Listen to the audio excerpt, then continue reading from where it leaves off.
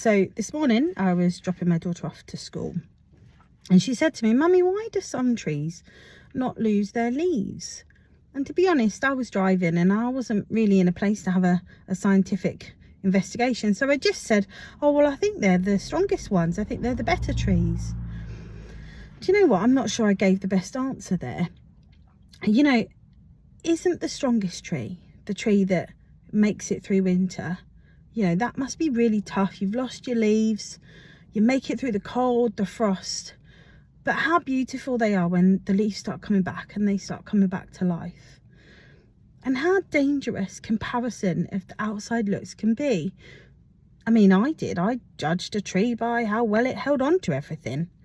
And how much more dangerous it is that we judge each other by how much we manage to carry, or by maybe how we judge ourselves and how much we're carrying and how much we're able to do. And maybe we think that we're disappointing God if we don't have it all together, that somehow we're weaker or less worthy.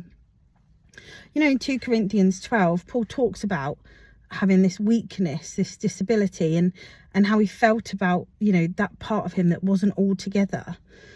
And it also says about how he asked God to fix it, to make it better.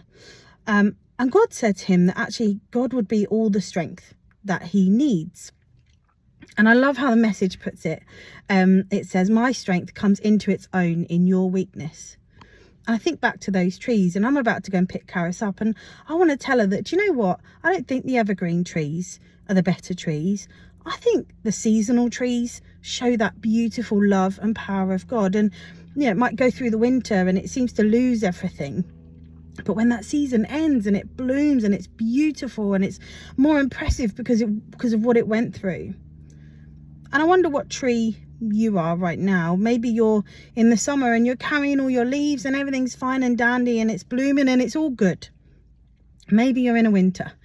Maybe it's really hard and you just feel like you're dropping your leaves left, right and centre and you're just trying to hold on through the winter.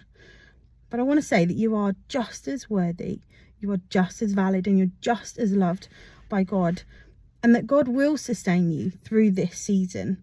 And what a beautiful and powerful and testifying bloom it will be when you reach that summer season.